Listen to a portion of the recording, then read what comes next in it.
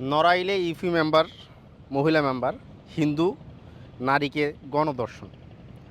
অপরাধটা কি? অপরাধটা হয়তো 17 বছর ধরে অনেক নির্যাতিত হয়েছে তারা, যারা এই গণধর্ষণ করছে। কিন্তু আমার একটা প্রশ্ন, যে মহিলা 17 বছর তোমাদেরকে নির্যাতন করছে সেই মহিলা নাকি তোমাদের থেকে টাকা পাইতো, এবং তোমরা টাকা টাকা টাকা দেবার নাম করে যে আসেন পাওনা টাকা নিয়ে যান, এই নাম করে নিয়ে গণধর্ষণ করছো।